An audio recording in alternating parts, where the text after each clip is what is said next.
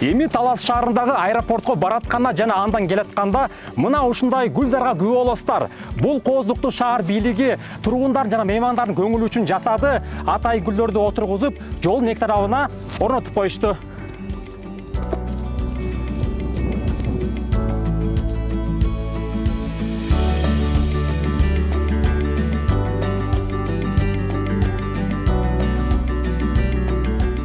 Жолдун эки тарабындагы темир илгичтер жашыл чарба ишканасынан жасалган. Ага жалпы 300гө жакын гүл челек орнотулду.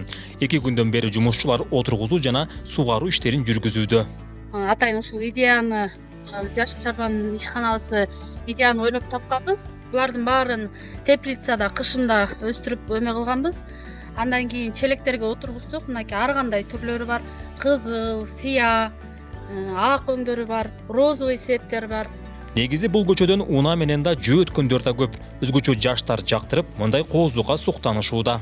Сонун көрүнүш негизи. Природа таза абага жакшы, кайра. Көп келебиз. Мындай кылып койгоно да жакшы негизи. Талас шаарынын борбордук көчөлөрүнө быйыл гүл көп санда тигилди. Базардын жанына атайын темир текчелер жасалып, гүлдүн түрү коюлду. Мындай кооздук жергиликтүү тургундарды кубандырган. Гүлдүн тигилип турганы абдан бул Таластын ичине абдан жакшы эле да. Деп чыксаң фонунда өзүнчөчү. Жолдорубуз кеңейип атат. Кудайга шүгүр, элге удобство болуп атат.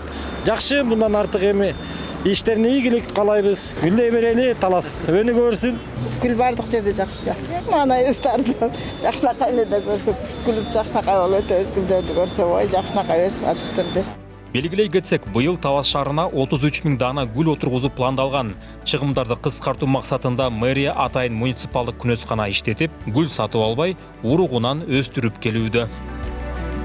Нурсултан Курманбеков, Кайнар Ормонов, ЛТР, Талас облусу.